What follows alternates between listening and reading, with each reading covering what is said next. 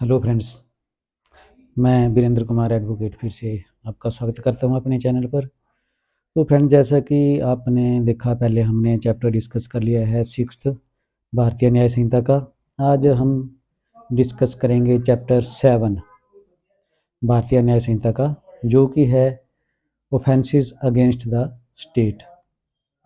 कि स्टेट के विरुद्ध ऑफेंस जो हैं वो किस तरह पनिशेबल हैं और क्या क्या ऑफेंस हैं। जो ऑफेंस स्टेट के अगेंस्ट हैं वो केवल ऑन कमीशन पर ही पनिशेबल नहीं है, लेकिन अगर उनको अटेम्प्ट भी पनिशेबल है और प्रिपरेशन भी पनिशेबल है। अदरवाइज प्रिपरेशन पनिशेबल नहीं है इन अदर केसेस। लेकिन जो स्टेट के केस हैं उनमें स्टेट के अगेंस्ट अगर कोई प्रिपरेशन करता है कोई ऑफेंस कमिट करने की, तो वो पनिशेबल है। तो हम देखते हैं सबसे पहले जो है सेक्शन 147 क्या कहता है। बेजिंग और अटेम्प्टिंग टू बेज बार और abetting basing of bar against government of India. whoever bases or bar against the government of India or attempt to base such bar or abets the basing of such bar shall be punished with death or imprisonment for life and shall also be liable to fine। तो इसमें riggers imprisonment ही है, जो कि life imprisonment भी है और death भी है इसमें जो पनिशमेंट है। तो इसमें जैसे कि फॉर एग्जांपल ये भी बताया हुआ है, जैसे इलस्ट्रेशन है कि a join an insurrection against the government of India. कि ये जो है वो एक आंदोलन चला हुआ है गवर्नमेंट ऑफ इंडिया के अगेंस्ट, उसको ज्वाइन करता है, तो जो ए है वो भी माना जाएगा कि उसने ऑफेंस अंडर 147 कमिट किया है। तो इसमें ज़्यादा पढ़ने और समझाने वाली कोई ऐसी बात नहीं है, लेकिन जितना ज़रूरी है मैं वो आपको बता दिया है। अब इसमें सेक्शन 148 है, वो कहता है conspiracy to commit offences punishable by section 147।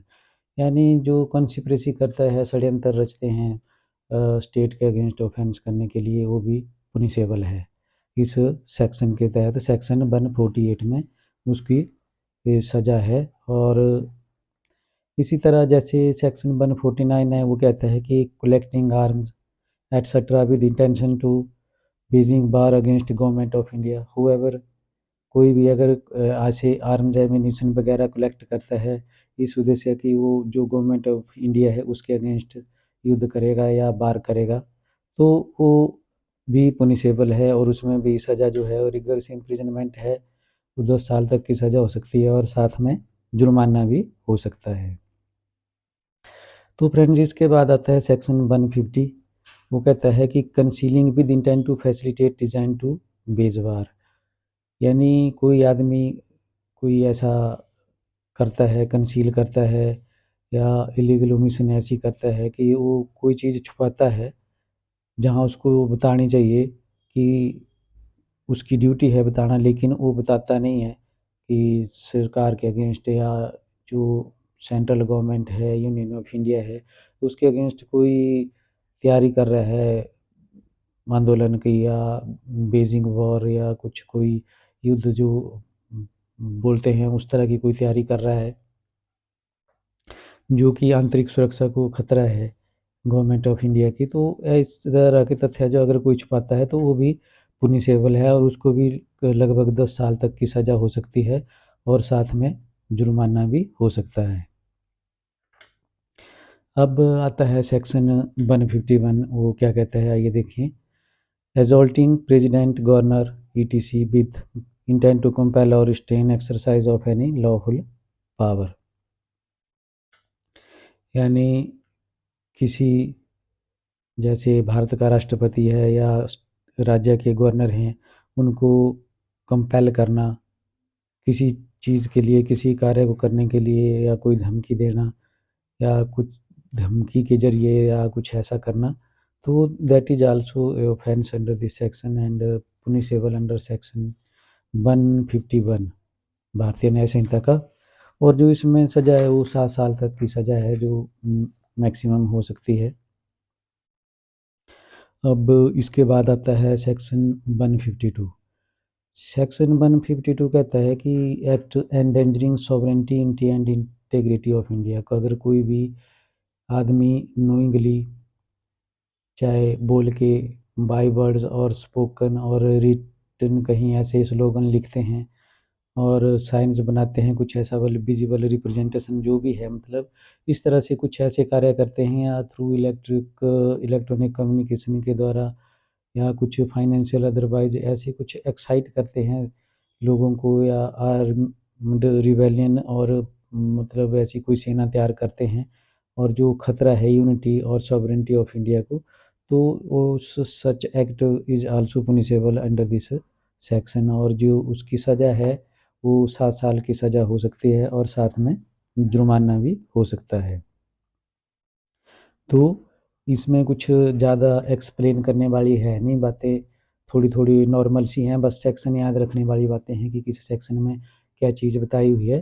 तो सेक्शन 152 में ये बताया था कि सॉवरेनिटी और इंटीग्रिटी इंडिया की जो है उसके लिए अगर कोई खतरा है या उसके अगेंस्ट कोई वार या युद्ध करना चाहता है, आंतरिक युद्ध या कुछ इस तरह का, तो उसको 7 साल की सज़ा हो सकती है। इसके बाद आता है section 153, waging war against government of any foreign state at peace with government of India, यानी कोई इस तरह से जैसे भारत है उसके साथ किसी की संधि है या अच्छे रिलेशन है, लेकिन कोई इंडिया से कुछ इस तरह का करता है कि उसके अगेंस्ट भी युद्ध की तैयारी करता है, युद्ध करता है या कोई युद्ध का आगाज़ कर देता है, तो उसको भी सज़ा है, क्योंकि वो भी सिमिलरली पुनिशेबल है जैसे कि गवर्नमेंट ऑफ इंडिया, तो उसको भी 7 साल तक की सज़ा है और साथ में जुर्माना हो सकता है। अब इसके बाद है सेक्शन 154, वो कहता है कि depredation on territories of foreign state at peace with government of India.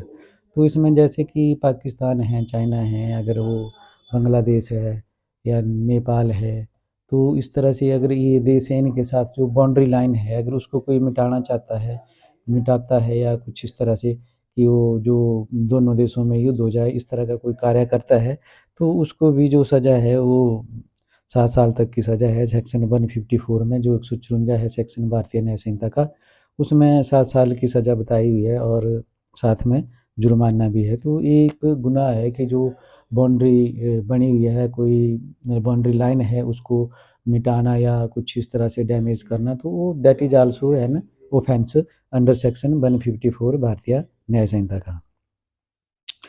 तो इसके बाद आता है जो सेक्शन 155 है, वो कहता है कि जो प्रॉपर्टी किसी ने अगर एक्वायर की है, रिसीविंग प्रॉपर्टी टेकन बाय बार और डेप्रिडेशन मेंशन इन सेक्शन 153 एंड 154, अगर इस तरह का ऑफेंस करके जो सेक्शन 153 में और 154 में डिफाइन किया हुआ है उसके तरह उनके अंदर अगर कोई गुनाह करता है और वैसा गुनाह करता है, ऑफेंस कमिट करता है और उस ऑफेंस के जरिए अगर कोई प्रॉपर्टी हासिल करता है, तो वो भी पुनिशेबल है 7 साल तक और साथ में जुर्माना भी है। और उसके साथ-साथ उसको जो प्रॉपर्टी है वो 20 स्टेट की तरफ फॉरफिट हो जाएगी, यानी स्टेट उसको अपने उसमें ले सकती है कब्जे में या स्टेट की ही प्रॉपर्टी वो काउंट होगी। तो इसके बाद है section 156, public servant voluntarily allowing prisoner of state और बार टू एस्केप, यानी जैसे प्रिजनर हैं जो बाहर के देशों के हैं, जो बाहर के युद्ध के दौरान बंदी बनाए हुए हैं या कैद किए हुए हैं, उनको भागने में कोई मदद करता है, तो वो भी पुनिशेबल है और उसमें 10 साल तक की सज़ा उसको हो सकती है और साथ में जुर्माना भी हो सकता है। अगर पब्लिक सर्वेंट है, तो section 157, public servant negligently suffering such prisoner to escape, जो सेक्शन 156 है उसमें जो पब्लिक सर्वेंट था वो विलफुली एंड डेलिबरेटली वो करता है उसको भगाने के लिए कुछ, तब पुनिशेबल है। लेकिन जो सेक्शन 157 है ये कहता है कि जो पब्लिक सर्वेंट है उसकी नेग्लिजेंसी की वजह से, उसकी असावधानी की वजह से अगर कोई ऐसा फॉरेन प्रिजनर या एनिमी कोई जेल से भाग जाता है तो उसको भी 3 साल तक की सज़ा हो सकती है और साथ में जुर्माना हो सकता है। अब जो लास्ट सेक्शन है चैप्टर 7 का, वो है एडिंग एस्केप ऑफ रेस्क्यूइंग और हार्बरिंग सच प्रिजनर। तो ये सेक्शन है, ये कहता है कि जो इस तरह के कैदी हैं उनको भागने में सहायता करना या उनको छुपाना पब्लिक अथॉरिटी से, कि वो वहाँ से भाग जाएं या पब्लिक अथॉरिटी से बचे रहें, इस तरह से कुछ अगर ऐसे कार्य करना, तो ये भी जो है वो पुनिशेबल है अंडर दिस सेक्शन, यानी सेक्शन 158 भारतीय न्याय संहिता का। तो फ्रेंड्स यही था जो ये चैप्टर था Beijing war against the government of India, जिसमें हमने डिस्कस कर लिए सेक्शन 147 से 158 तक, क्योंकि ज़्यादा इनमें कुछ एक्सप्लेन करने वाला है नहीं, जो आपको समझना है एक रीडिंग में आपको समझाएगा कि ये ऐसा ऑफेंस है तो इसके लिए क्या सज़ा है, और यही इसमें बताई हुई है, लेकिन कोई ऐसी खास चीज़ है नहीं जो एक्सप्लेन करी हो जिसके लिए हम ज़्यादा टाइम वेस्ट करें। तो इसके बाद जो आता है वो है चैप्टर 8 भारतीय न्याय संहिता का। चैप्टर 8 है offences relating to army, navy and air force. तो इसमें भी कुछ ऐसा है नहीं जो ज़्यादा एक्सप्लेन के करके आपको बताया जाए। 159 से लेकर ये सेक्शन है 168 तक, तो इसमें भी कोई ऐसा ज़्यादा खास बात है नहीं, आर्मी से रिलेटेड है, एक रीडिंग मार के आप इनको समझ सकते हैं। और इसके बाद आता है ऑफेंसेस रिलेटिंग टू इलेक्शंस, जो है चैप्टर 9। तो अगर आपको लगता है तो इस पर हम ब्लॉग बना लेंगे, बिल्कुल छोटा सा। तो लेकिन आज के इस ब्लॉग को यहीं ख़त्म करते हैं, क्योंकि इसमें आपको स्टेट के अगेंस्ट जो था वो मैंने सारा कुछ बता दिया है ऑफेंसेस, और जो नेवी जैसे offence relating to army, navy and air force हैं वो चैप्टर 8 में है। तो ठीक है फ्रेंड, मिलते हैं नेक्स्ट ब्लॉग में, तब तक बने रहिए मेरे साथ। मेरे चैनल को ज़्यादा से ज़्यादा शेयर, सब्सक्राइब, लाइक कीजिए। Good bye.